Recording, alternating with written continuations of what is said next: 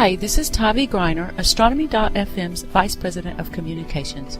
If you enjoy our programming, please let us know with a donation to astronomy.fm/donate. We really do rely on your support, and it's true, every little bit counts. AFM. The sun is yellow, Sirius is blue, and good grief, the sky is too. I like listening to the voice of the universe, Astronomy.fm radio. Hello and welcome to another edition of Comet Watch.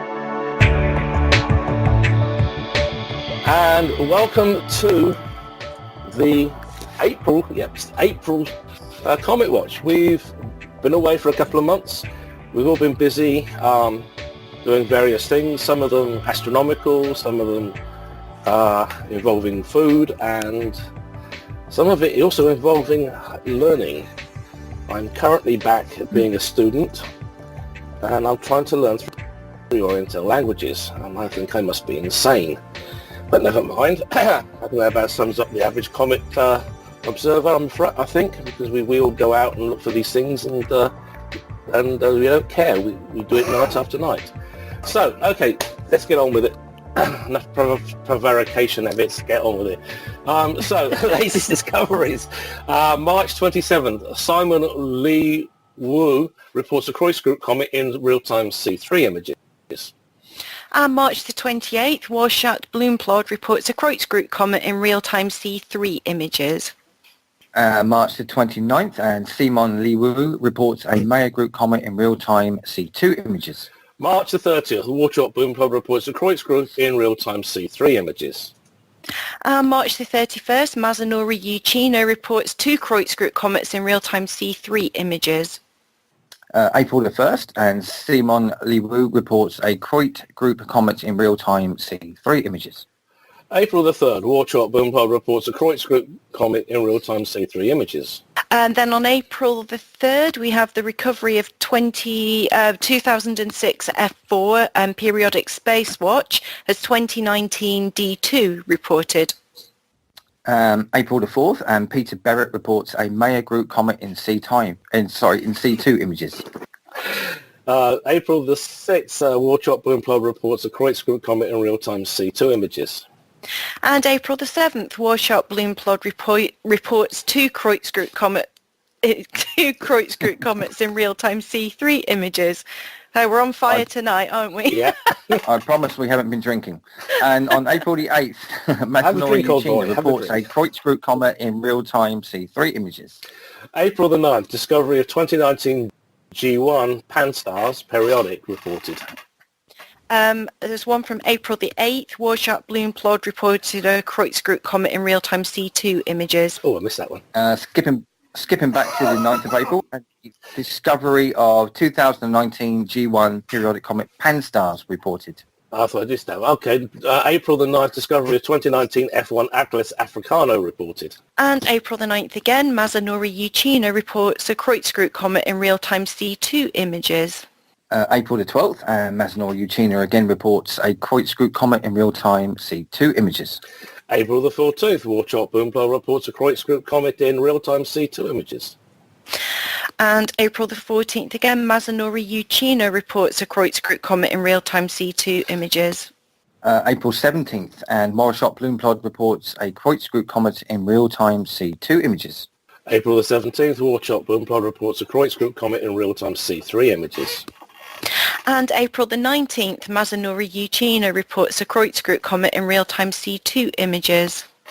April 22nd was the discovery of 2019 F2 Atlas reported. April the 22nd continues with the discovery of 2019 G2 A Pan-STARRS reported. April the 22nd again, discovery of 2019 G3 A Pan-STARRS reported. Again on the same day, April 22nd, discovery of 2019 G4 A Pan-STARRS reported. April the 22nd, again, Mazanori Uchino reports a Kreutz Group comet in real-time C3 images. April the 23rd, 2019 GG21 periodic Pan-STARRS was redesignated as a comet. On the 23rd of April again was Warshop Bloom Plod reporting a Kreutz Comet in real-time C3 images. April the 24th, Warshop Bloom Plod reports a Kreutz Group Comet in real-time C2 images. April the 24th again, Rainer Cracked reports a Cracked Group Comet in real-time C2 images. 25th of April, Mazanor Uchina reports a Kreutz Group Comet in real-time C2 images. April 26th also saw the update of latest discoveries on the BAA Comet section of Visual Observations page. And you know what? I totally blame Tony Stark and his time heist for all the confusion today. Okay. Scott was the one who came up with the idea. Yeah, I know Scott did, but anyway, current comet magnitudes April the 14th and observable region April 2nd. We'll kick off with Pan-STARRS 2017 T2, magnitude 10.5. It's bright, it's poor elongation, wow. Last observed April 2019. Then we have Iwamoto 2018 Y1. That's currently magnitude 10.5 and fading. Observable 70 degrees north to 20 degrees south. That's an evening object. Last visual observation was April 2019. Next up is the old favourite 78p Gerals, magnitude 12 and steady. Currently at poor elongation, last reported in January. Next, it's 38p Stefan Ottomara, 12.5, fading. It's 70 degrees north, 20 degrees south, best in the evening. Last visually observed in February 2019. Then we have Pan-STARRS 2016 R2. That's currently magnitude 13, but varies. Observable 70 degrees north to 10 degrees south. That's best viewed in the morning. And last visual observation for that was January 2019. And the Comet Watch favourite, 29p, Schwarzmann Wagman. Oh, we love it, don't we? Magnitude 13, question mark, and varies. It's currently in conjunction, was last seen in January. Okay, 46p Vertman, 13th magnitude, fade, 70 degrees north to 25 degrees south, best in the evening, last visually observed April 2019. Then we have Pan-STARRS 2016 M1, and that is magnitude 13 and fading. That's observable 5 degrees south to 80 degrees south. That's best observed in the evening, and the last visual observation for that was September 2018. Next is 123 periodic comet West Hartley, magnitude 13 but now fading, 70 degrees north to 30 degrees south. It's an all-night object, last reported in April.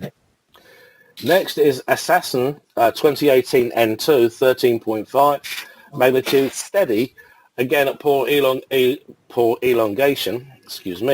last visually observed in January 2019.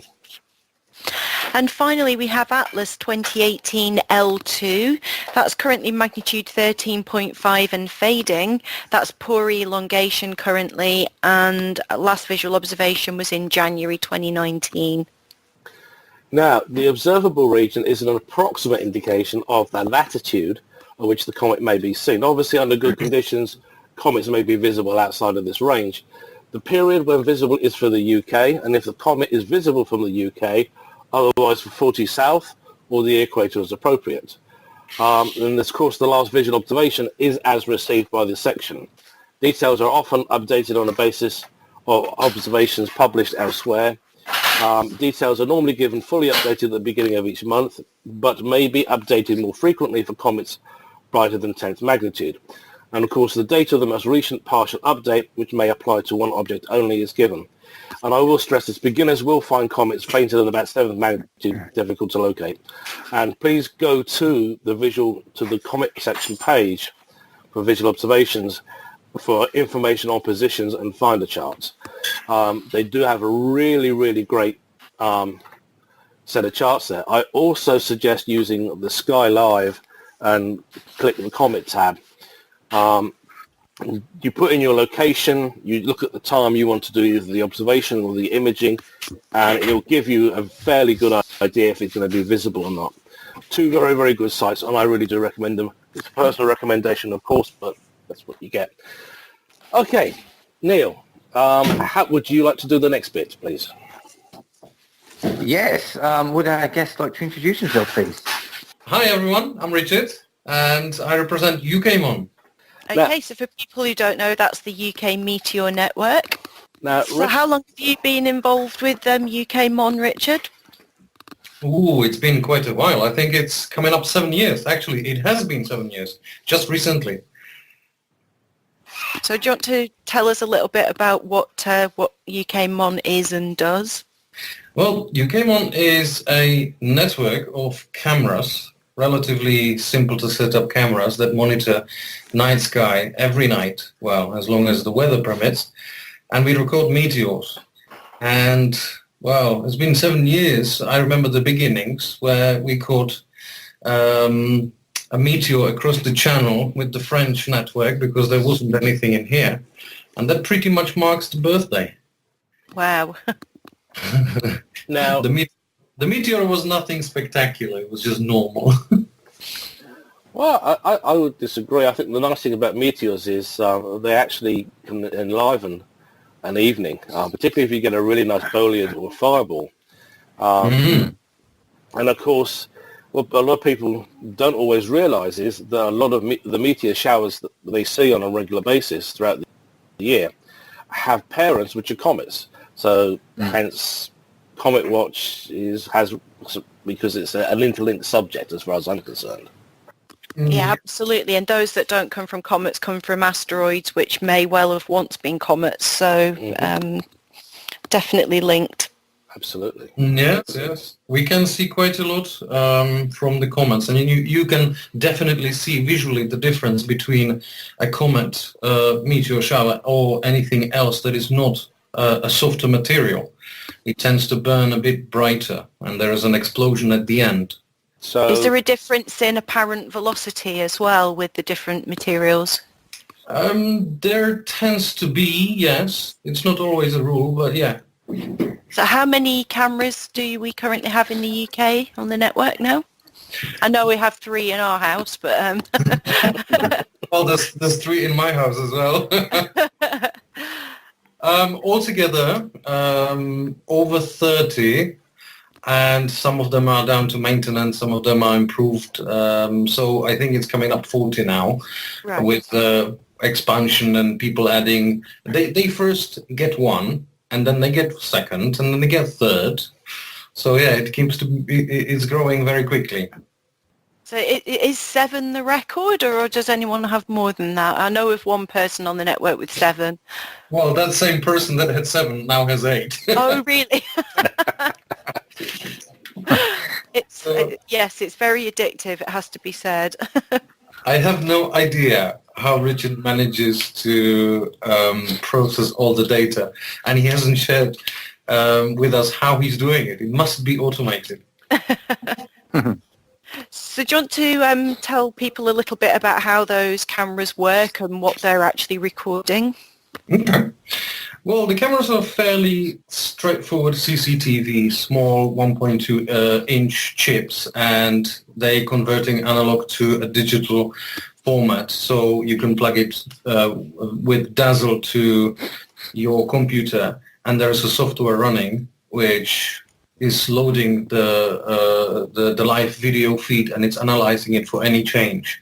Well, quite fittingly, it's called UFO capture. Most of it, we've got meteors though. But that's essentially, that's the idea. Is you've got live feed of camera from the camera and analyzing the picture. And it's really smart as well, isn't it? Because I think it just bins the previous clip if there's been no movement in it. So it doesn't fill up your hard drive in a night. Yeah, it does. The way it works actually is there is a buffer. So it's, I think there's a 5 seconds buffer where if there is an event recorded, whatever it is, just sort of brightening, slight brightening of pixels on the camera, it takes from that buffer of 5 seconds. So you actually have the full clip. Yeah, what is the actual data used for once you've collected it over? How does it benefit the scientific community? Oh, greatly, yes. This is always a good question. Once you analyze the data, you see basically from one point of the screen to another point the meteor path. And that path is then matched against the star background. And from that, there's a lot that you can do. From a single station you have the velocity, you have the actual dimensions, and once you combine it with data from another cameras, you can start doing triangulation. So you can see when and where exactly the meteor entered the atmosphere, started burning, and when it stopped. And then, hopefully, you calculate the orbit, and if it is a bright fireball, then everybody knows, everybody wants to know where it landed. Yeah, of course. Particularly Yeah, because of course the brighter events get uploaded directly now, don't they, to the UK Mon Live page, which is always good fun to keep an eye on. That's actually great, thanks to your husband. Mark has created a little tool, a little utility, which we install on our computers, the same computer that's running the camera. And as the events are recorded, there is the video and then there's the picture. So the software, the little utility is taking the picture and in pretty much live time, it is uploading it into the server and then for the public use, so that people watching meteor showers essentially can enjoy it, even if they cloud it out, which is quite nice. So of course the good thing about that is that it's managing to filter out pretty much most of the aircraft, because we do, I think all stations capture a lot of aircraft moving around. We've had a lot of bats, we've had owls, we get cosmic rays, there's all sorts of stuff that gets picked up that isn't a meteor, but the UK Mon Live script that's running filters that out, which I don't understand how he does these things, but he just sits down and writes script and these things work. So I like the pretty pictures part myself. Well, you can start seeing, when you watch it, when you have it on a screen, you can start seeing the matches between the cameras. So there's there's 5-10 minutes, nothing, and then you've got a bright meteor, and suddenly you've got 7 pictures of the same meteor pouring in from different parts of the country. I find that absolutely amazing. Yeah, I do too. Well, I was looking at your Fireball page actually right now, and there's a very nice picture of the spectacular meteor over Lincolnshire back on March 30th of this year at 3:52 UT. And it's useful to see that it states the fact that 10 cameras recorded that fireball. Yeah, ours was one of them, fortunately. It's when you've been doing it for 7 years, you've learned to say, well, yes, I'm actually glad that my camera didn't got it because of the publicity and everything. One time, and that was the St. Patrick's Day fireball, Peter sent me, well, actually, he called me and sent me the video saying, hey, Richard, you need to have a look at this. And he just dumped it on me. And I published it on YouTube and Facebook and pretty much everywhere. And then I was doing nothing else than picking up phones for another 3 days. Right.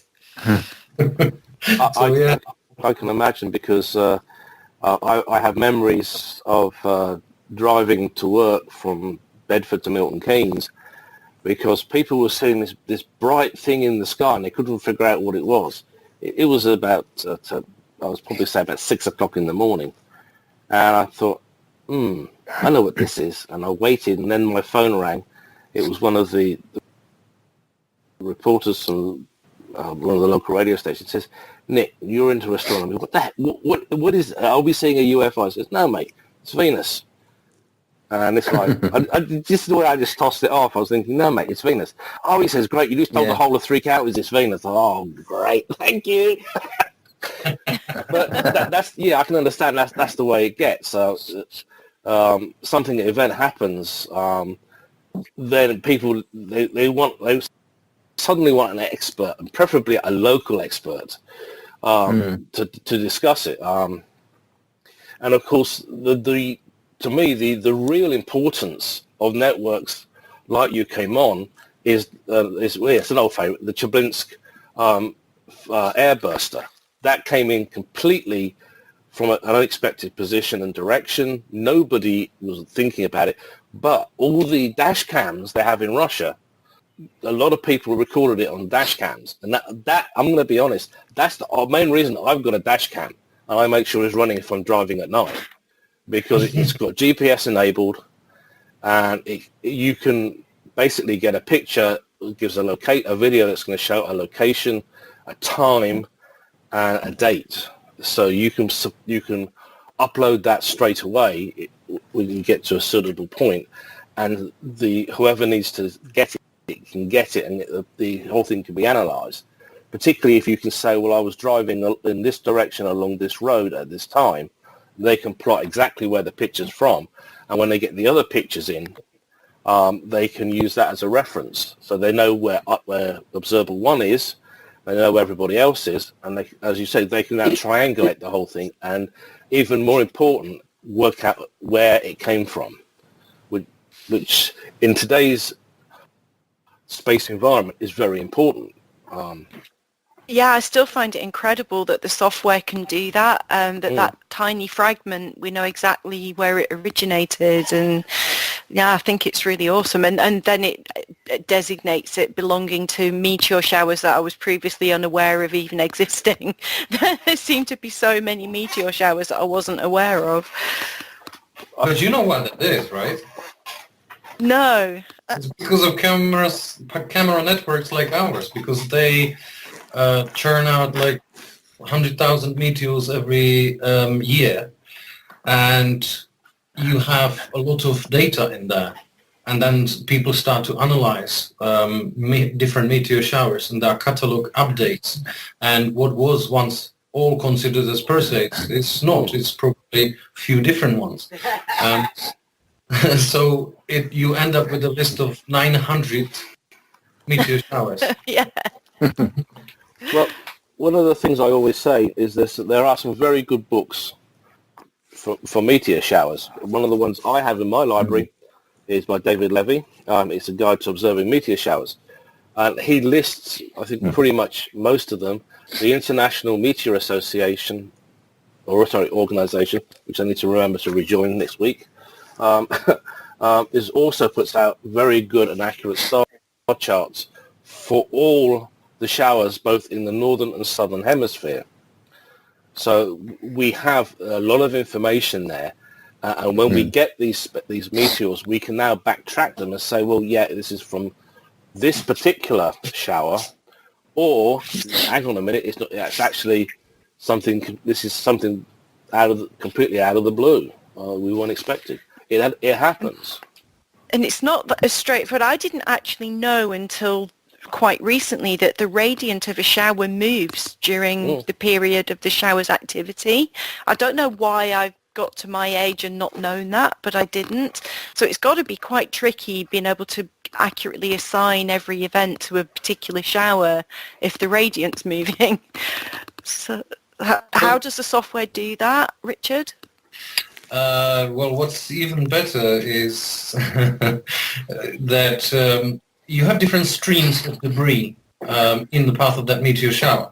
And as the Earth enters that debris, sometimes you have very strong meteor showers. You have some weak ones, but then you have outbursts. So the Earth enters a completely unexpected branch of probably even the same meteor shower, or maybe even a different one.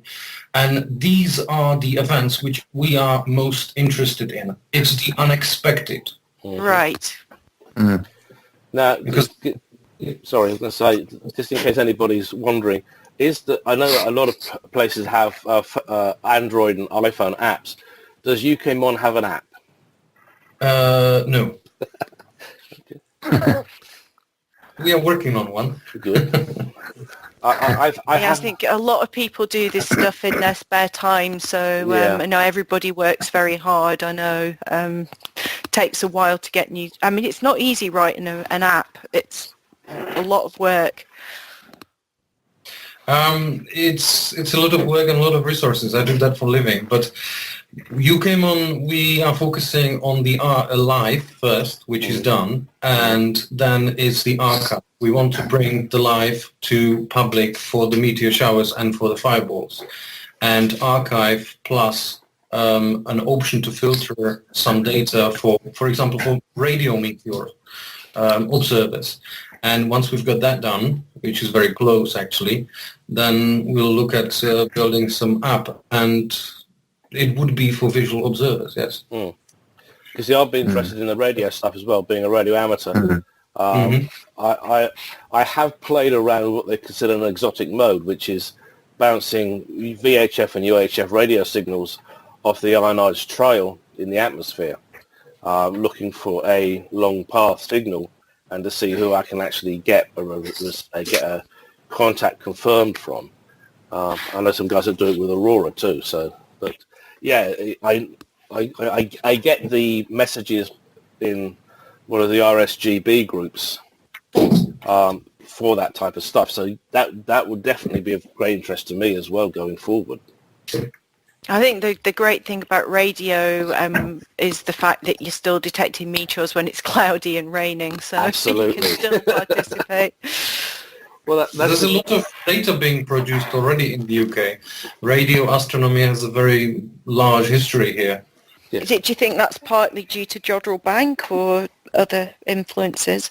The way it was explained to me, short answer, yes. There is a Second World War that played part in there as well, and there was a lot of I don't know, equipment. I'm not a specialist in radio, but yeah, it's a well established network here in the UK, and there's a lot of data, and a lot of people are matching these events to our visual data. So ideally, you would have the radio, the visual, and the spectral data.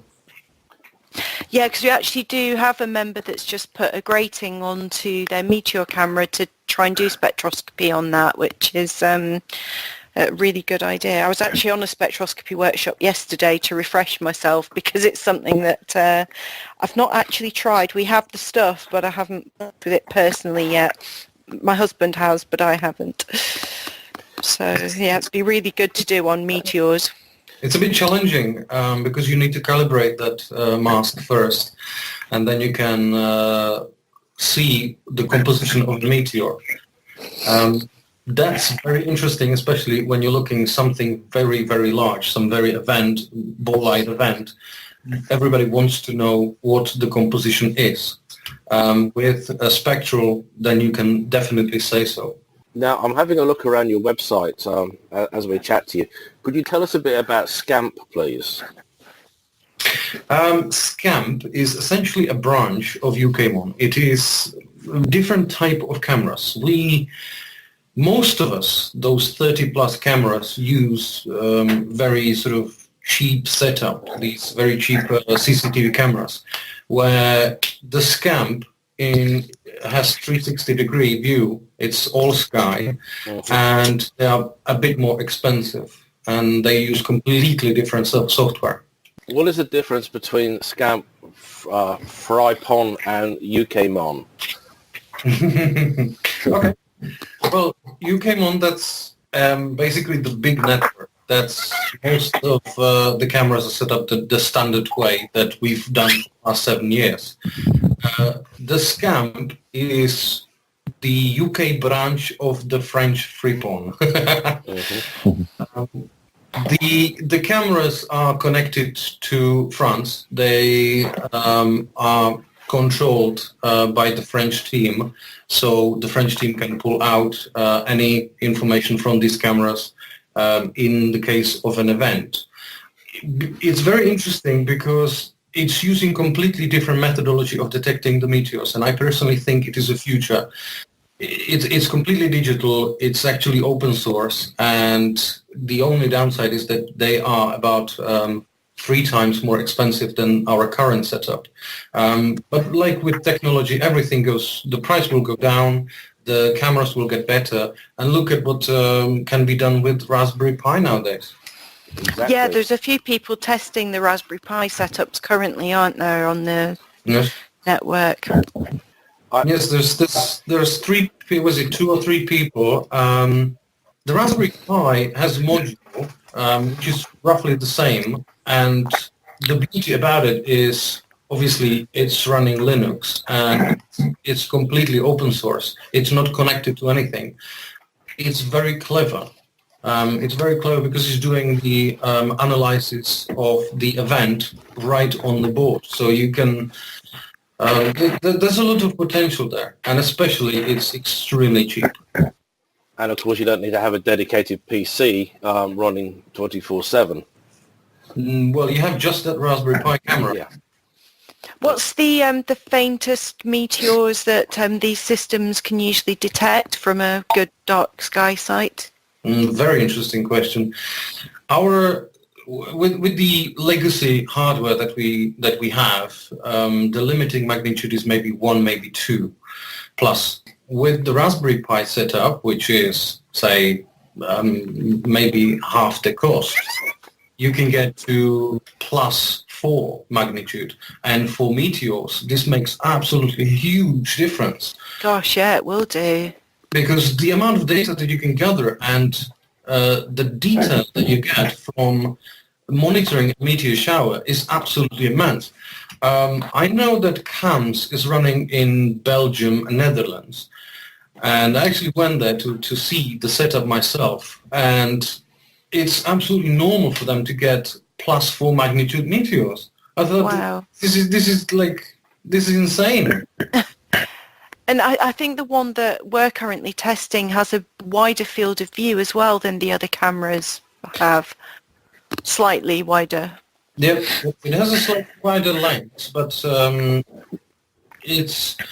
it's questionable because the Freeporn, the SCAM version, has 360 degrees, so you have much bigger, wider area and less pixels to fit there. So you have to have some kind of error, and bigger error than if you have the same system running, let's say, on 70 degrees. So you have more pixels in that area. I think that Raspberry Pi and that automated setup is completely automated is definitely the future. It's cheaper, it's smarter, it uses nothing, next to nothing of energy. It's brilliant. I love it. That's good. And how bright does an event have to be classed as a fireball? Depends where you look at it. The definition of a fireball is, what is it, -4 magnitude when you're looking at zenith at certain time or something like that. So we just simplified it and we said -4. That's it. Okay. If the software says -4, that's a fireball. Yeah, I think we got corrected when Mark had written something about the 30th of March fireball, because it was back -7, and he referred to it as a bright fireball, and somebody slammed him for calling it a bright fireball. In their opinion, it was just a fireball and not particularly bright. So it's obviously a contentious point. Well, if it reaches -8 or 9, then it would be classified as a bow light. Okay. Do you get many of those? Well, we do have about 2 or 3 events like this per year, yes. And they happen now, spring to summertime. Is there any particular reason they seem to happen in spring? Is it to do with the tilt of the Earth, or? Well, we call it, what is it? The big summer, the big spring break, where there is very little meteor activity, so you have to fill it in with something, right? Yeah. Might as well just be fireballs and big bow lights. And of course, in spring, it's obviously galaxy season as well for astronomers. There's more empty sky. Does that make a difference? I think it is the position of the Earth and where you are looking, because you're looking out of the galaxy. So how that translates into the position in the solar system, that's beyond me. But statistically, it seems that in the first quarter, you tend to have most of the large fireballs of the year. Right. We haven't had any yet. It's been cloudy so much. So frustrating. Yeah, I was about to say. Yeah. Well, there's been I think we missed a few. No, it's also fun as well with the UFO software, when you can actually pull together all of the data from a particular shower and actually plot the paths of them all, and it just looks incredible that we can do this with amateur equipment. And I also like stacking the images, so you've got a kind of stacked photograph of the meteors, but I love the graphs with all the green lines showing the direction of all the meteors that you've caught in a given period. And it is, when we've got the Perseids or the Geminids, you really do get the rates ramping up. It's so interesting to analyze it all. Well, it is. Let me just have a look at my screen here. That's 207,000 meteors that we've got in the catalogue right now. Wow. I'm using amateur equipment, fairly cheap, using a little bit of software. There's a lot that you can do nowadays, including the graphs, including all the mapping. You can calculate orbit, and it is absolutely spectacular, yes. So for somebody that was starting from scratch, how easy is this stuff to set up? Are you better at software or hardware? Because I am better at software. So I have to call friends to do all the soldering of connections, BNC, BCN, whatever it is, and help me to set it up. Once I've got the hardware set up, then it was fairly easy for me. It might be different for other people, but we've got a lot of information on our website and a lot of helpful people.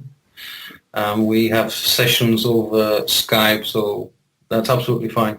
I mean, I know whenever we've needed help, the network have always been somebody there that can help out. And UFO Analyzer seems to be, fairly intuitive to use. It's not horrendous to work with, like some software. When I saw it first time, it was terrible. I was giving a presentation at the Glenfield Observatory for trying to convince them to set up a second camera so we could pair our observations across the channel with the French guys. And I had absolutely no clue what it did. I still haven't managed to set it up, but I was doing a presentation about it. That was fun. That's what we call winging it. They did end up getting another camera, yes. So I convinced them somehow.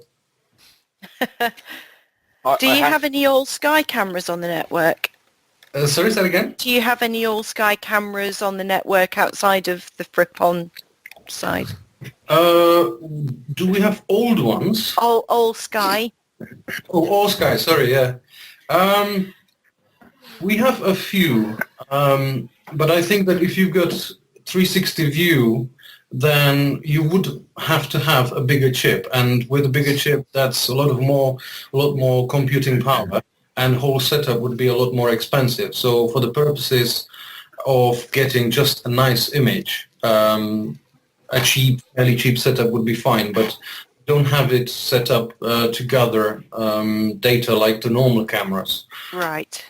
So it would be just for just to see that there is a meteor.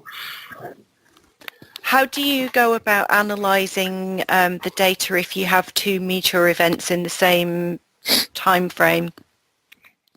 From the same camera, or? Yeah, if you've got a camera that picks up two meteors within the same sort of 30-second clip, how does the software figure out what to do in terms of analysis? Okay. Actually, that is done very cleverly by the software itself. So if there is an event, which you do get during the meteor showers, that there's two meteors or three sometimes on the same frame, then the software does it for you.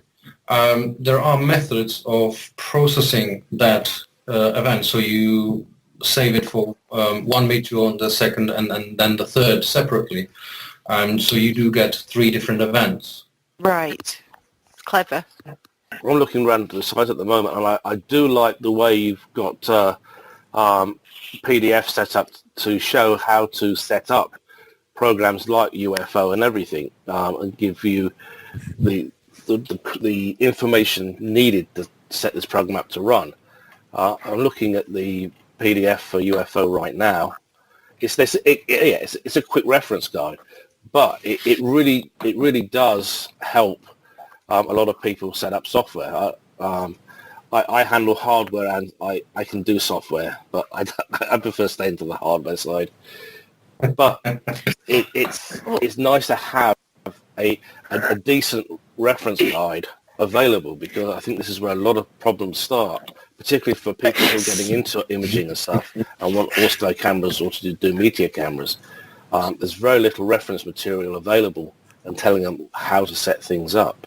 I think that's what actually attracted Mark to set up on UK Mon, was the fact there was so much help on the website to get going, and once he bought the stuff, he pretty much had it up and running within a matter of days, and there was just found it quite straightforward to get going. And once the first camera was up and running and he'd got his head around the software, it didn't take long for number 2 to be on order. And that was set up equally as quickly. The Raspberry Pi one's taken a little bit more work, but that's just because it's new and just trying to get everything sorted. But yeah, there's a lot of really helpful information on the website, and people are just been so helpful to us when we've needed it, when we set up, so it's great. I think I'm sort of giggling at the background slightly, because when you mentioned all these manuals, we took some sweet time to create them. When we started, there was a manual, but it was, don't forget that UFO capture is originally from Japan, and there were no manuals. Well, at least not in English. Well, Nick, you're learning Are you learning Japanese? Japanese is on my list, along with Korean and Cantonese. What about you 7 years ago?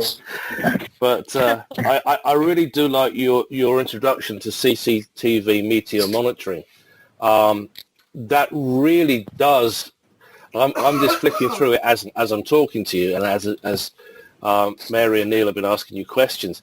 I like the way it's set out. I'm very happy. In fact, I'm impressed with it, because it really does make setup easier. Yeah, okay.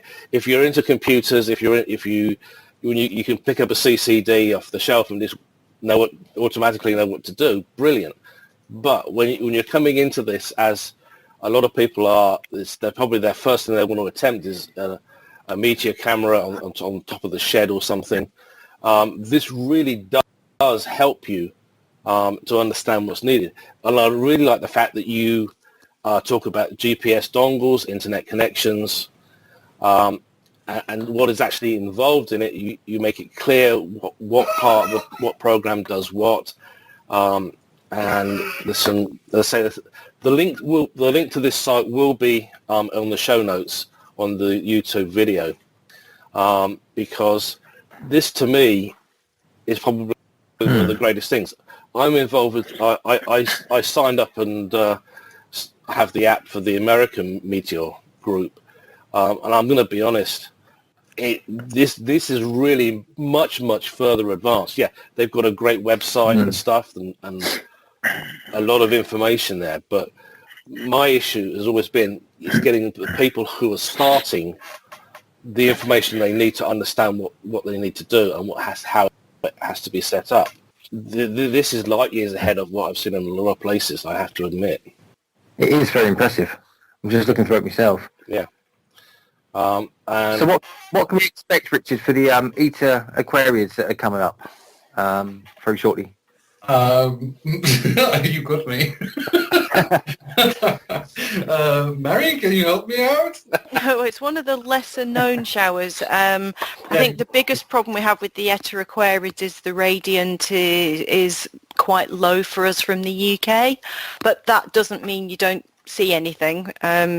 It just means you're going to see fewer events, but there's no moon interference with the Eta Aquarius this year, so that's on our side if we get clear skies. But it doesn't have a high rate of meteors normally, and of course the press will always quote the zenith hourly rate, which is not the rate that you'll see. So well, of course it's associated with Halley's Comet, so that's the name. Well, it's one of two I streams. think last year didn't all the press say that you will see Halley's Comet in the sky as you've never seen it before? That was what all the headlines said last year. This shower.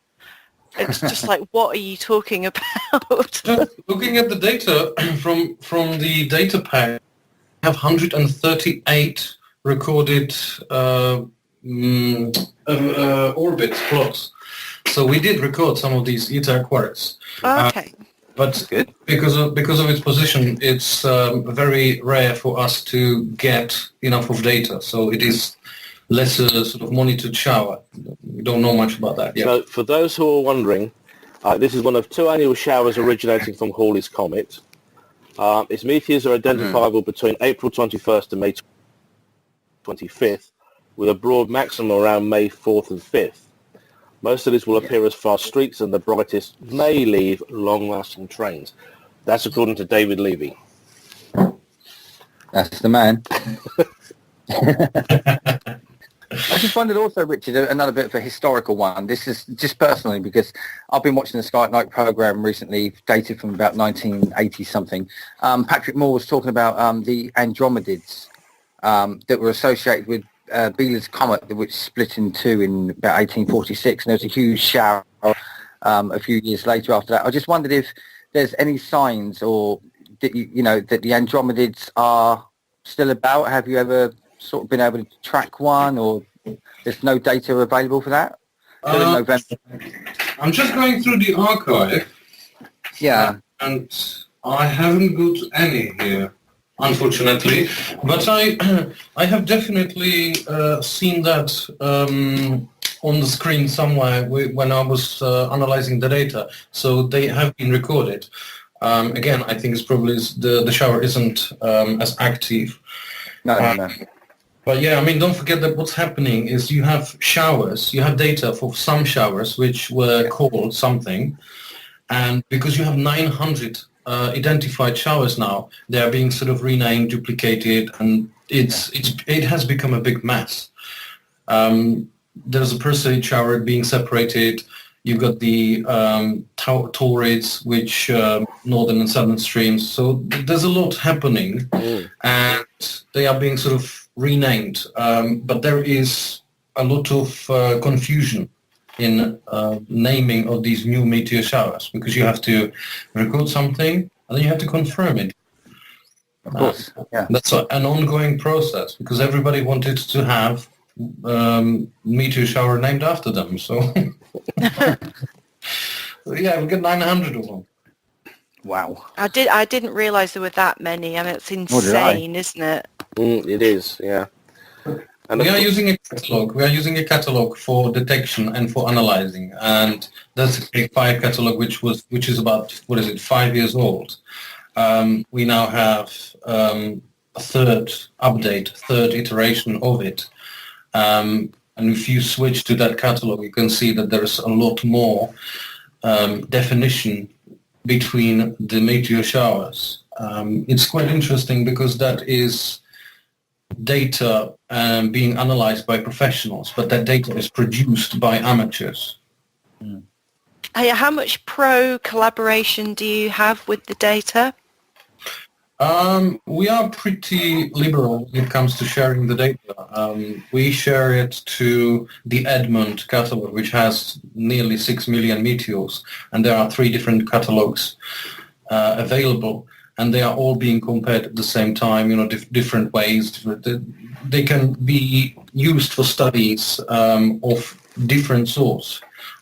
We share the data. It is being used globally, and quite honestly, I don't even know how many people actually wrote so many papers about our data. We can do it probably, but it's been a lot over the years, and that catalog is getting better and bigger. So as people add more cameras, they gather more data, and well, the catalogs are getting bigger. Yes. Oh, we're very fortunate as astronomers, amateur astronomers, that we do get so much professional collab. I think we've said many times before on the show that there are not many hobbies where you get the opportunity to do that. So, and this is a really great way of doing it as well. I mean, the actual science that you can get even from a single station analysis is it. First time we got this up and running, it blew my mind just what can be detected from a single station. I think it's a great way to kind of help the pros. Definitely. I know that there are people from Europe using the catalogues. Armac Observatory in Northern Ireland and many different places. And of course, if you have a camera which is prone to detect some very strong thunderstorms, then you are likely to get sprites, which is an atmospheric discharge, electrical discharge, but not like lightning down towards the Earth. It's actually into the space at the height of about 80, 90, 100 kilometers. And these were thought about to be very rare. Well, we've detected, over 20 in a single night. So I was at a severe weather conference doing a talk about 3 weeks ago, and I was talking about photographing lightning, and I used some of the pictures from the guys on the network who had caught sprites with the cameras. And I think the guy that is editing one of the weather journals thinks that Richard Fleet's pictures of sprites were the first ever recorded from the UK, because that was from couple of years ago, I believe, those ones. I have that title. Oh, do you? Okay. Yeah, I need to talk to you about that offline, because I think you'd quite like to do an article about it. But yeah, it's that's something that I didn't know could be detected by these cameras, but they are so sensitive, because sprites are extremely faint, aren't they? They're not easy to see visually. Well, it's a hobby of, it's an area of a detection that sprung basically from the meteors. And a lot of people have exactly the same setup. And it's, again, you have studies of an event which is thought to be rare and very difficult to obtain, and yet you've got a huge number of amateurs providing tons and tons of data, and the professional scientists just cannot believe it, that you've got a couple of $100 or pounds camera that can detect something like this. And they're just absolutely... because I think originally they thought they were not even real. I think people were thinking it was just pilots having things that were tricking their eyes, and it wasn't until the advent of high-speed video cameras that they first captured them on film, I believe. But now the fact that there are stations dotted around the place that are able to pick them up as well is really awesome. Well, we were deleting them for quite a while. We didn't know what it was. It's not a Meteor. We are in the business of detecting. They do look weird, don't they? Yes. So we're just deleting it for quite a while. Oh, no. Well, every time we detect a sprite or a TLE, we report it to Bath University, to Dr. Martin Fulcrook, and they are doing some studies there. They invited us to, me and Pete, to go for a talk there, and we spent a whole day. It was like fantastic, all this great stuff, and then a couple of amateurs that gave a talk and showed a few pictures of what we detected, and everybody was just amazed as to what you can achieve with such a small camera. Oh, people at the weather conference I was at 3 weeks ago were amazed as well. I mean, they were not pictures from our station, but, you know, the guys let me show, I think Richard is it Steve Bosley? Yeah, and Richard Fleet let me use their pictures. They gave me permission, and everybody was utterly blown away by the fact that we were picking them up. So that's what's the weirdest thing that the cameras have picked up to date? That's a good question. My cat on the roof. Okay. I didn't know that little bugger went up there. Comets are like cats, they have tails. Yeah. No, because I saw you see a moon on the left-hand top corner, and then you see some kind of shadow which is moving, and then it's turning around, and you can start seeing the ears. I was like, how did you get it? How did you get it? Has there been any sort of nights that have been jump out amazingly brilliant over the past 7 years? Yes, there were quite a few. There's always something. There's meteor showers always capture people's imagination. People like just sort of, getting wine or beer or whatever and sitting outside for a couple of hours and enjoying the stellar show. It's just peace Yeah. of mind and just watch something interesting and amazing.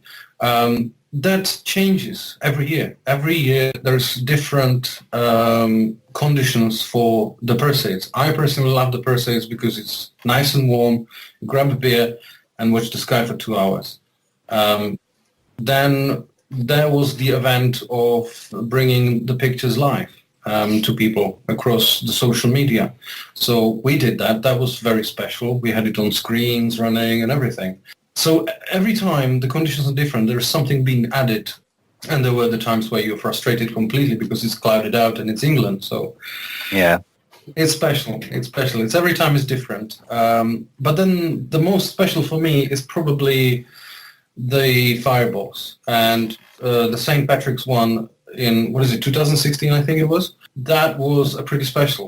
You start receiving calls. It's like, hey, did you know that you are famous? What are you talking about?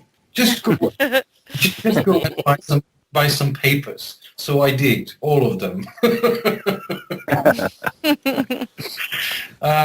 Yes, it's always something. It's always something. It's different. It's special. For me, it is the fireballs. Yeah, fireballs always capture everyone's imagination, don't they? Yes, Even if the press reports on them are normally wildly inaccurate. Yes. They interview you and then you tell them the stuff and then they go and print something completely different. It's so frustrating. It was actually the reason why we changed the copyright on the website is that it was they were doing it to me and a lot of others. Us not having any experience sort of with managing and handling media, we had chats and calls with them, just like now with you guys. And we just had a friendly chat, and then they just completely changed what I said. It's just not cool. No. I think most of us amateurs that have any contact with local press have similar experience, unfortunately. Yeah. Yeah, but it's such a shame because it doesn't have to be worded like this. It can be explained. It's not rocket science. I mean, it is close, but there's Google, and you can find out accurate information about this. Sometimes. Yeah, but stating you're going to see Halley's Comet as you've never seen it before just because of a meteor shower is ridiculous. That is true. Yeah. And I keep seeing the thing now at the moment, like you look up the sky now, you see a green comet and things like this. And well, we had that like 3 or 4 months ago, but they're still putting it out now. And the thing is, of course, I mean, unless they're using binoculars or a decent or a telescope, they're not even going to see that. It's just going to be a fuzzy patch in the sky. And If they can even find that. And everybody gets put off. Yeah, I saw it one night at closest approach to Earth when it had a green, slight hue. It was not green as such. So, fake press, not good. No, it does wind me up more than it probably should, but I think astronomy is fantastic. It doesn't need the kind of clickbait headlines to make it interesting. It's quite interesting enough by itself without it being a super blood wolf moon or whatever they want to call it every month. No, don't we all hate that? I know. That is my pet peeve, the use of an astrological term for an astronomical event. Yes. And the thing is, it can happen. You can have what they call it a micromoon. The synergy of the Earth, Moon, and Sun can happen at perigee and at perigee. And that just gets completely left out. It doesn't point out the fact that, yes, it's probably at its closest, but it's going to do this X number of times a year anyway. Yeah, it just doesn't necessarily coincide with the full moon. Exactly. Well, that's nothing, because I was talking about meteors, and they managed to include a black hole into the article somehow. God. No. God, terrible. I'd probably saying that the meteors were coming from over the event horizon. I'll probably get shot by Marty for that one. Well, my favourite one was when Saturn was at opposition last year, and the press said the best night to see it was when there was a full moon because it would illuminate the rings. And I was like, what? That's the worst time of month to observe planets is during full moon. My favourite all-time one, which comes back every now and again in email, is you will be able to see Mars, and it will be the same size as the full moon. Oh yeah, Yeah. that old nugget comes round regularly, doesn't it? I get people say, "Hey, is this true?" I says, "I've got some good news for you. I got some bad news for you. The good news, Mars is its closest approach. The bad news, it's not going to be as big as the full moon." Far from it. We get frequently that in the evening or the morning when people go to work in the morning when they're coming back, it's the condensation trails after the plane. Mm-hmm. Yeah. I've seen this fireball. Oh, really? How long has it been on the sky for? Half an hour. We get that quite a lot. And also... So have you ever detected anything that's been like man-made, something from a spacecraft or a satellite or anything like that? Have you ever been able to track anything? Yes, absolutely. We actually have. And it was done by Steve from the Hampshire Astronomical Society. He spotted it first. For me, it was just a normal meteor. It looked like it anyway. But him, it looked a bit strange. And he spent some time and he analyzed it, that it was some kind of an old satellite that burned up in the atmosphere. I think it was Chinese. Mm-hmm. Oh, right. Yeah. So I get weekly emails from CalSky. You can sign up to them and it will tell you when space junk is due to deorbit in your area, and they don't know exactly when it will burn up, but it could possibly do it when the orbit is bringing it over your location. So it's always useful to kind of sign up to that and have that in the back of your mind if you do have an event that looks a bit unusual. Absolutely. Do they have older data that we can have a look at? They certainly do for satellite orbits, but I'm not sure whether they have the decaying data, but they do have a lot of old data from like old iridium flare data, and it's just the positions of satellites going back 7 years or so, I think, and then they cut it off from there. But that's perfect, because we've got 7 years of data. We can match it up. Yeah, it'd be worth having a check on the website if they've got the decaying information going back that far. So it's a good website. I find it very difficult to navigate, but it has a lot of useful information on it. Fantastic. We'll have a look at that.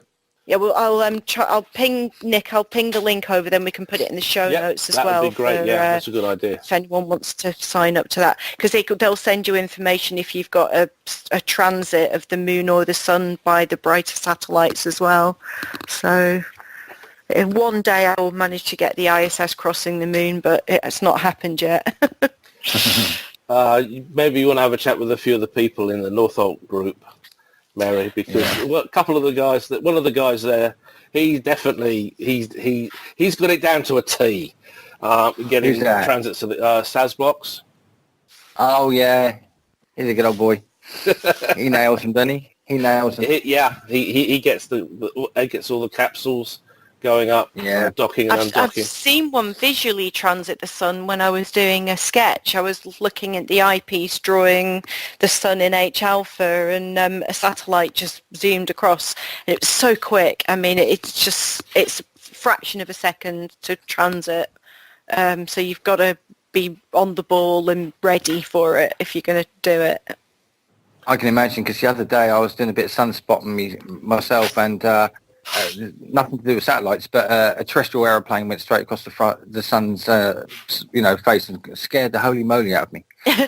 The number of ones I've seen do that while focusing, and it took me 8 years to actually get a transit of the moon by a plane, and it happened at sunset of a crescent moon, and the vapor trails were bright orange, and it's just literally a shot that was worth the 7-year wait, because it's gorgeous. It's definitely going to get printed on a canvas.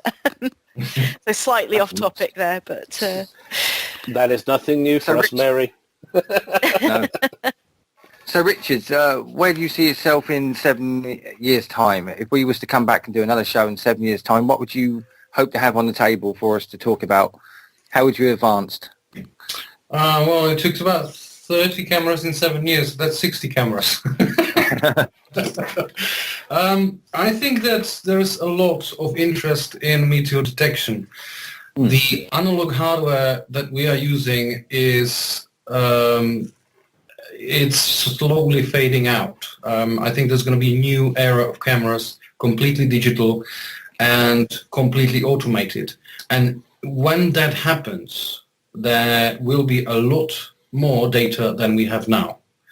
And with more data brings a lot more opportunities. So in 7 years, I would expect that we're going to have pretty good understanding of all the meteor showers.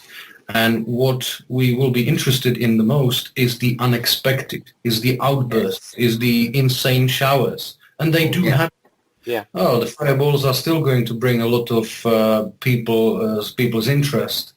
And again, we will have a lot more understanding. So the data will be better, more, better quality, and we will understand it more, a lot more than we do now.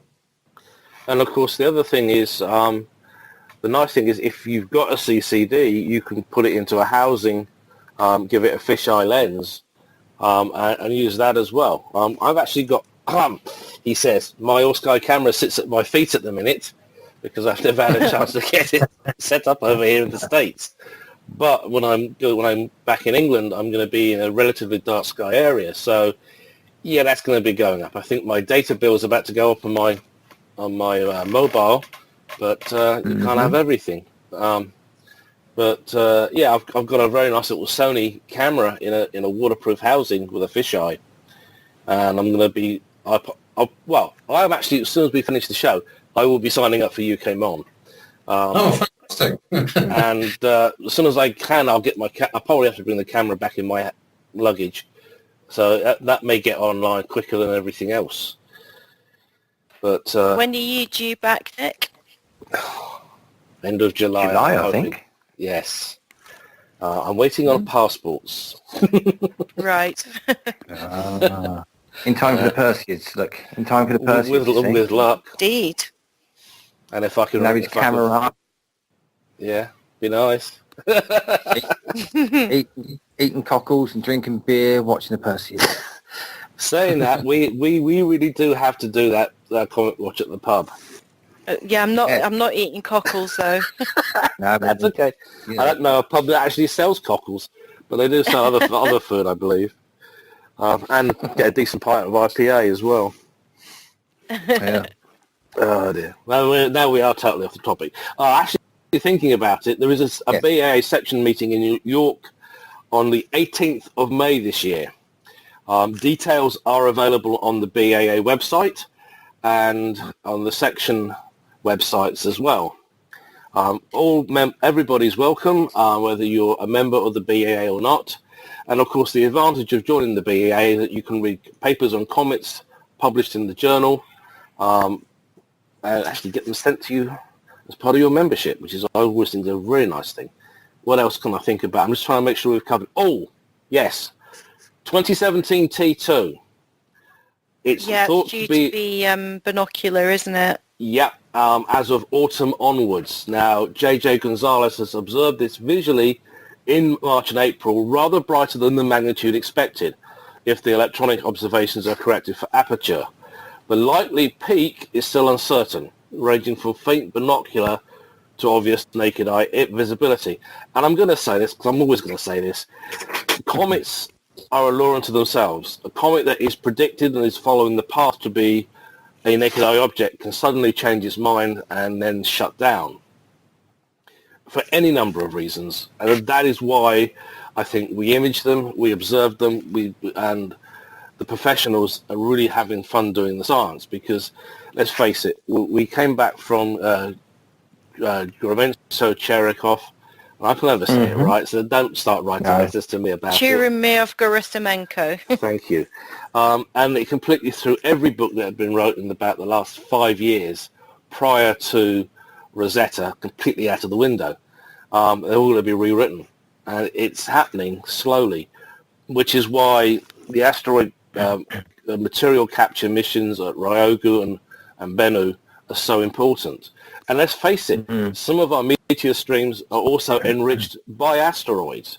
The one that springs to mind very readily is the near-Earth object Phaeton, which is known for seeding its particular meteor stream. So it it is one of those wonderful things, and with what Richard and UK Mon are doing and all the other groups are doing, it is so feeding us more and more information about these streams. It also gives us an eye on the unexpected ones. The ones that are sneaking under the radar on flight paths, which we weren't really expecting to happen. It does happen. We can't cover everything. But an all-sky camera or a regular Meteor network camera can pick these up. And of course, with GPS information available and good timing information, we can plot them. We can now start looking in other places for other pieces of spectacular debris to come our way. I think that's a good way to explain it, or even describe it. Spectacular debris. That's what it is, really. Yeah, and the great thing, the cameras actually pick stuff up in twilight, and we do also get stuff that shines through thin cloud as well. So even though we're heading towards summer, you do still get twilight events on the cameras, and say even through thin cloud, you may not get as accurate a magnitude estimate, but you're still picking these things up because the cameras are so sensitive. So it's really good. Even though it's heading towards summer now, it's still good to get these cameras up and running. And what's the great thing about summer for an astronomer? Nucleescent clouds. No, noctilucent clouds, my favourite thing. It's one of the only things that will get me out of bed at a silly early time. I'll happily set an alarm for 2:30 to get up and go NLC observing. I Even love better, them. just run your night sky camera. But they don't work from here because we've got a hill to the north from our house, so I have to go out of the village to see them. But they're thought to be seeded by meteor dust. They're nucleated by meteors, so they are linked. It's amazing all the links that there are. Comets, asteroids, all take us in different ways. As James Burke says, there's always a connection. And there's always at least 3 different ways one thing can be connected to another. I love that series. Now I'm definitely showing my age. Well, this has been fun. Richard, I really hope that you're going to come back again maybe sometime in the near future and tell us about what's going on with UK Mon. Thank you. Anytime. It's been great having you. Guys, it's been great to get back together and to get a show done. I can get this up to Michael tonight and we can get it polished. We'll get Richard a copy. I'll get the YouTube version out, and one of these days I'll actually sneak around your Facebook pages and pinch pictures for it, for the video. No. I'm only kidding, of course. Not. But actually, the interesting thing, the August show will be totally a UK show, so it'll be an interesting change. Yeah, it will. I'm just trying to Might think. be able to do it at a sensible time. I agree. But yeah, astronomy is good fun. Comets are extremely good fun. Meteors are even better fun because it's a family event. When you actually physically go outside on a really dark night, clear night, it can be a family event. And as well as running a camera, because everybody can look after it, they can make sure that everything gets uploaded. It's citizen science, and that's probably the best thing that comes out of it. Is everybody gets a chance to contribute to the ever-growing knowledge about our solar system. It's a great hobby. So, Mary, any last questions, last words? I don't think so. I feel like I hogged Richard for most of the night, so apologies for that. No worries. It's been a brilliant evening. Yeah, it has been good fun. Thank you. Yeah, it's great. I didn't know you had this show frequently. We try to go out every month. Sometimes things get in the way and people are doing things, or you're not feeling very well. And we have 3 live shows on astronomy.fm at the moment. We have York University, which is based in Toronto, Canada. We have the Space Pirate Show on Wednesday. That's at 9 p.m., 1 p.m. UK time. Space Pirates, yeah. That sounds good. That sounds like my kind of thing.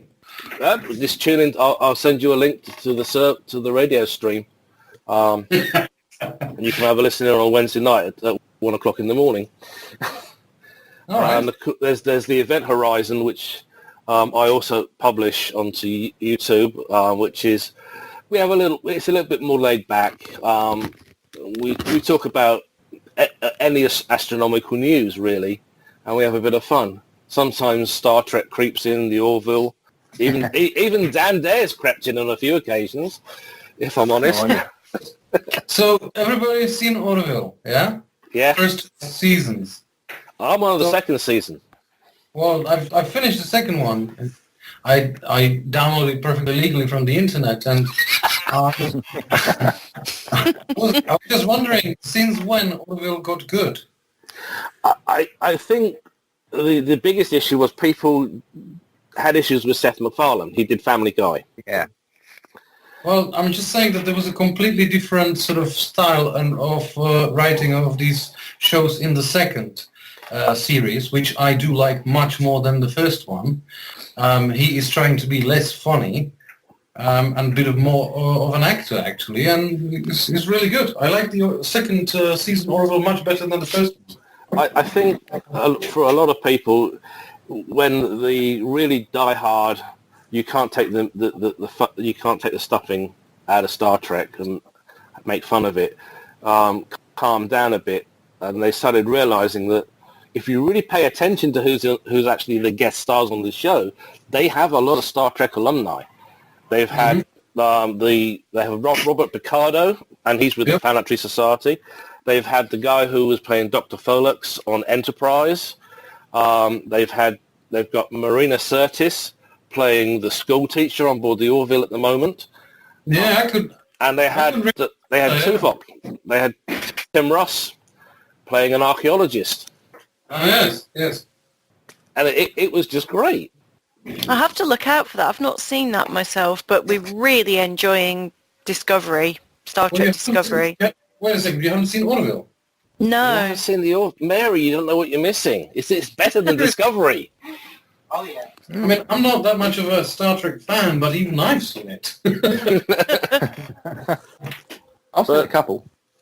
It is out there on the internet. I'll leave it at that, and I'll send you a link and some ideas. Please do. It's kind of like Simpsons. You can't really get it here No.